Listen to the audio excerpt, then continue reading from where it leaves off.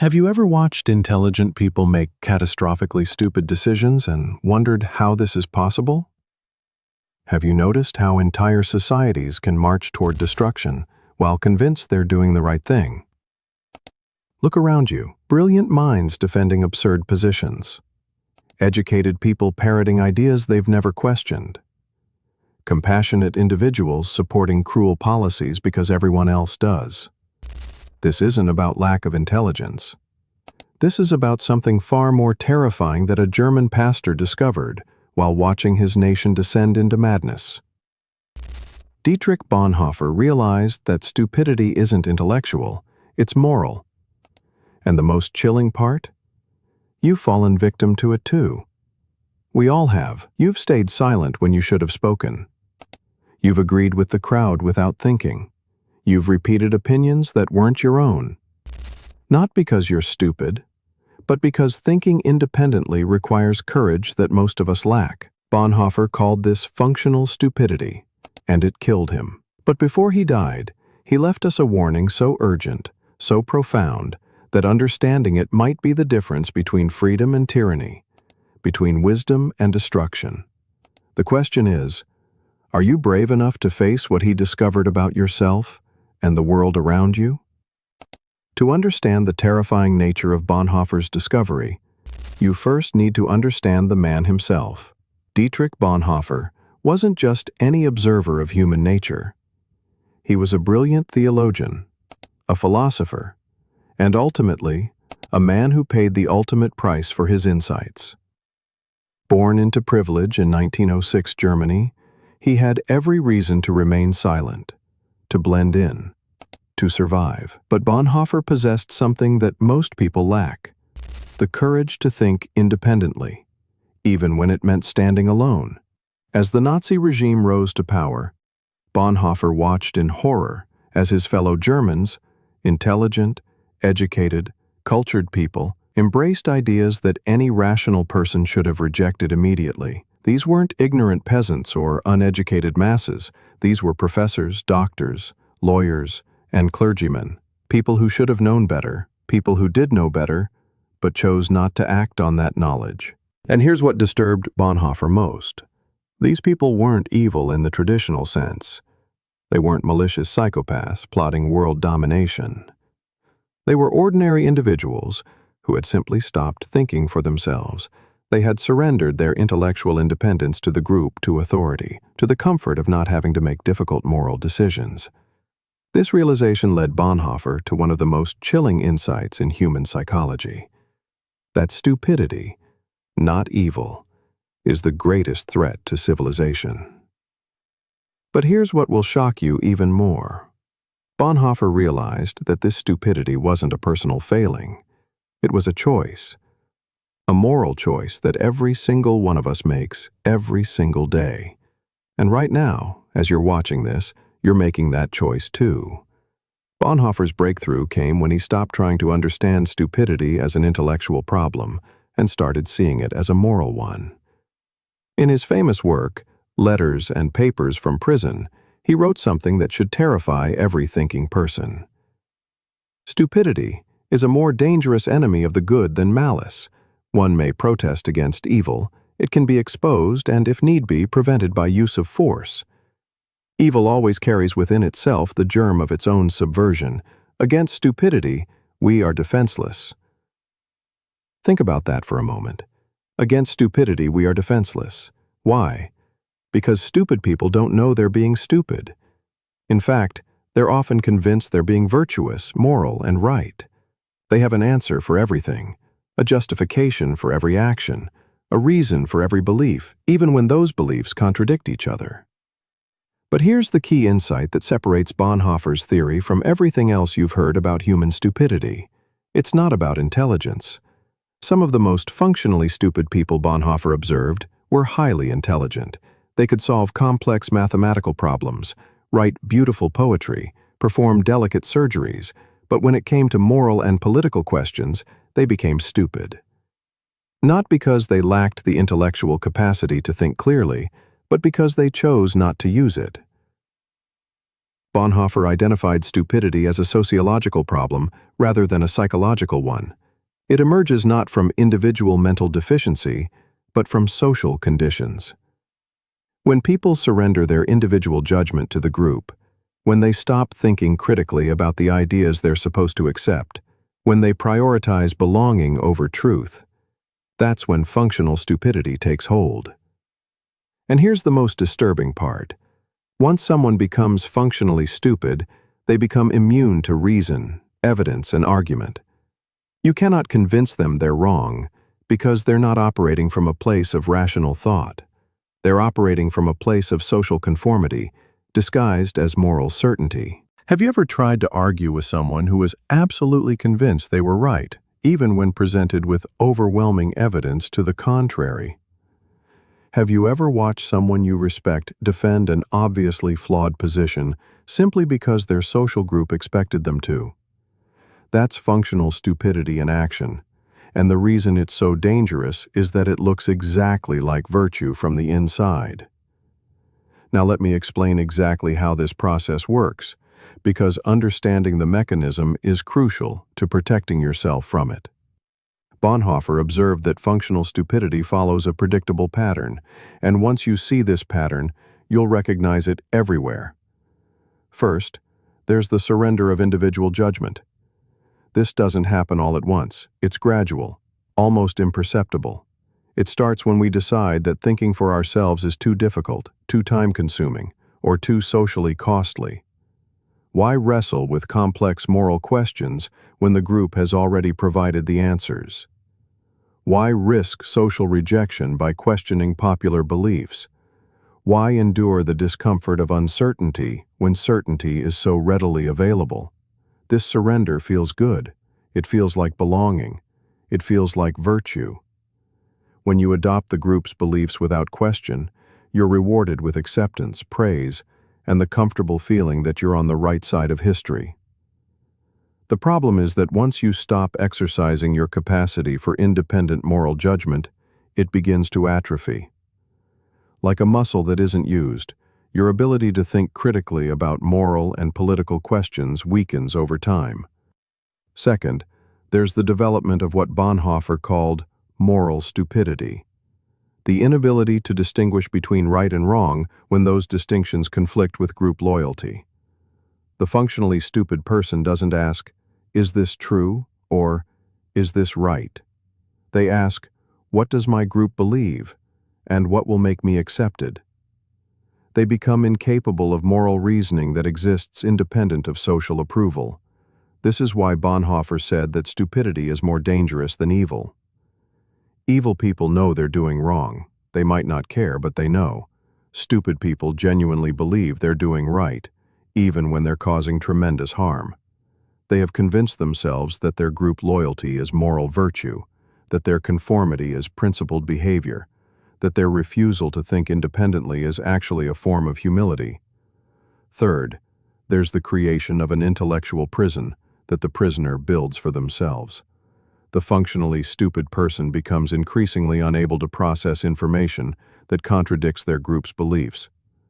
They don't consciously reject contrary evidence. They literally cannot see it.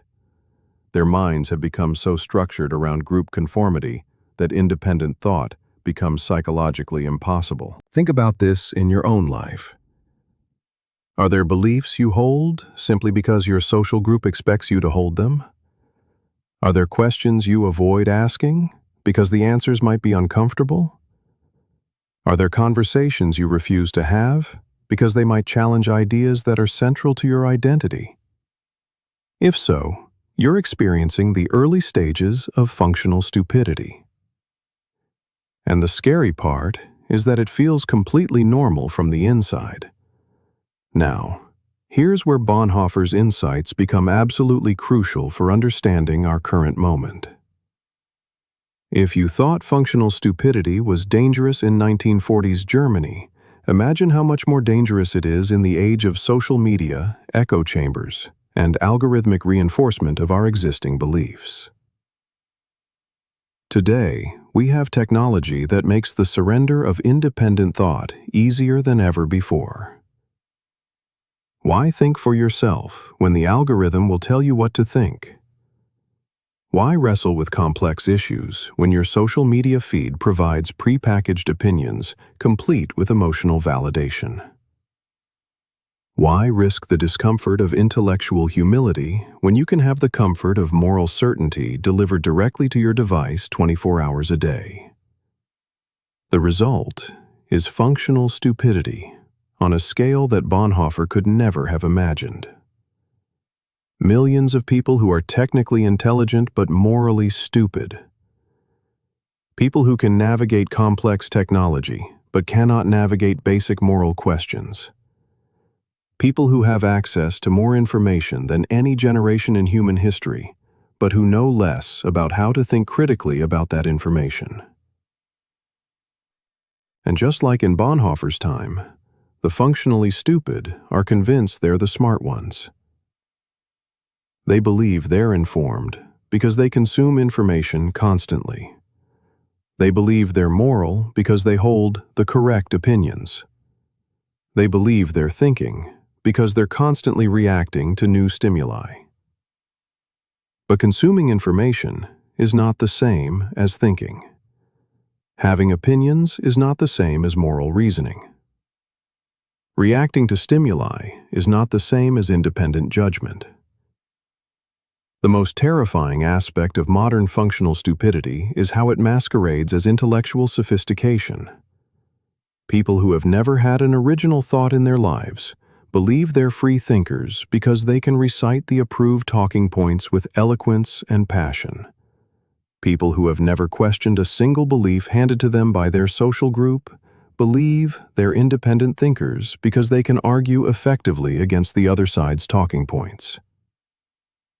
But here's the test Bonhoeffer would have applied. When was the last time you changed your mind about something important because of evidence that contradicted your previous belief? When was the last time you held a position that made you unpopular with your social group? When was the last time you said, "I don't know," about something that your group expected you to have an opinion about? If you can't answer these questions, you might be functionally stupid. And I don't say that to insult you, I say it to wake you up. Because the first step in overcoming functional stupidity is recognizing that you're capable of it. We all are. The capacity for moral stupidity isn't a bug in human psychology. It's a feature. It's how we're designed to function in social groups. But in a complex modern world, this ancient adaptation has become a dangerous liability. So, how do you protect yourself from functional stupidity? How do you maintain your capacity for independent moral judgment in a world that's constantly trying to take it away from you? Bonhoeffer's insights point toward several practical strategies, but they all require something that most people aren't willing to provide: genuine courage. First, you must be willing to be wrong. The functionally stupid person cannot tolerate uncertainty or admit error.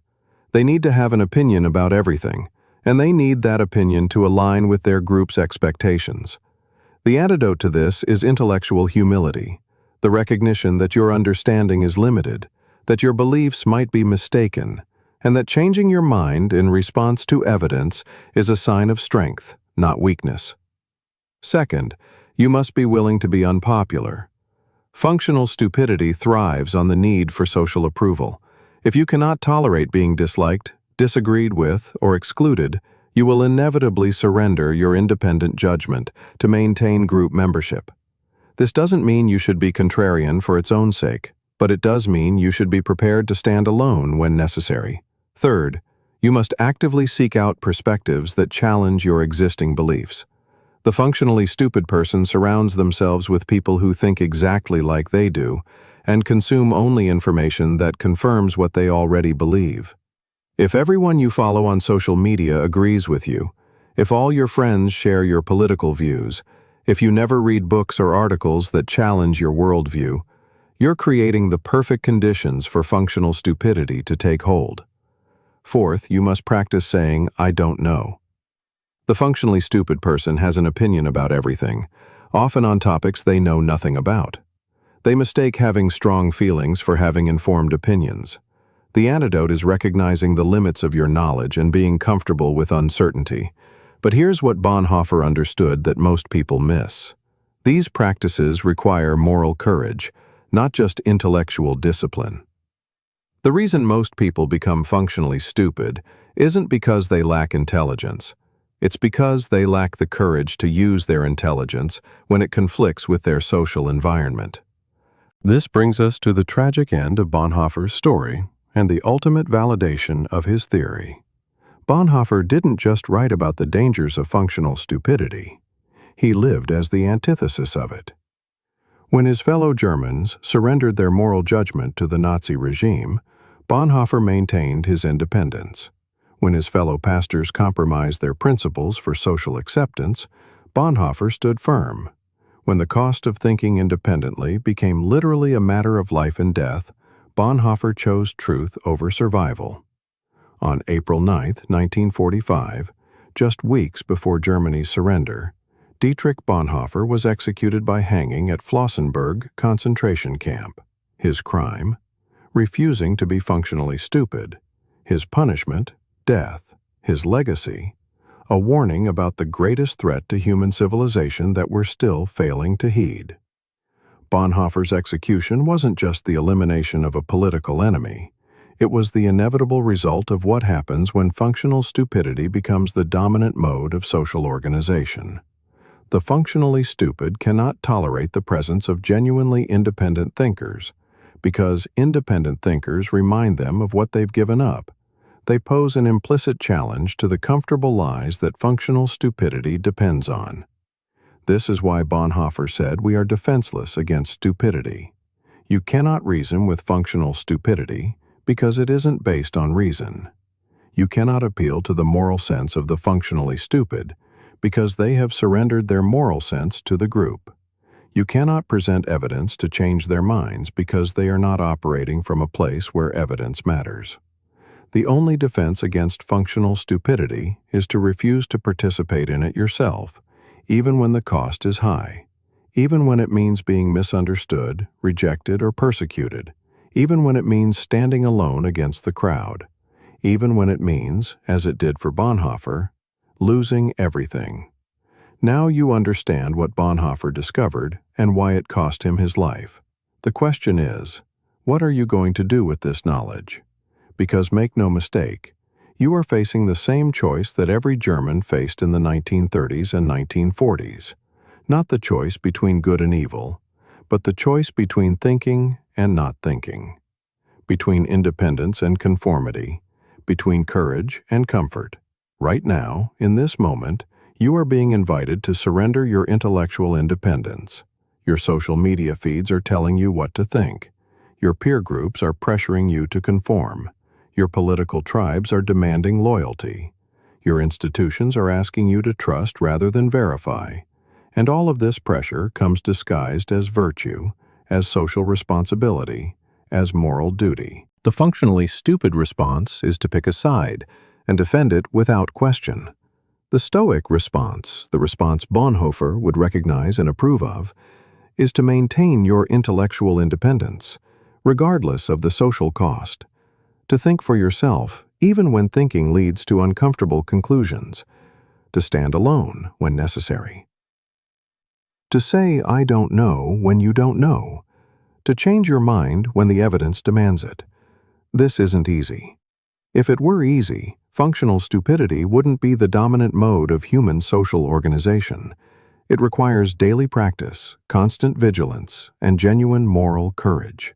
It requires accepting that you might be wrong about things that are central to your identity. It requires tolerating the discomfort of uncertainty and the pain of social rejection. But consider the alternative. Consider what happens when entire societies surrender their capacity for independent moral judgment.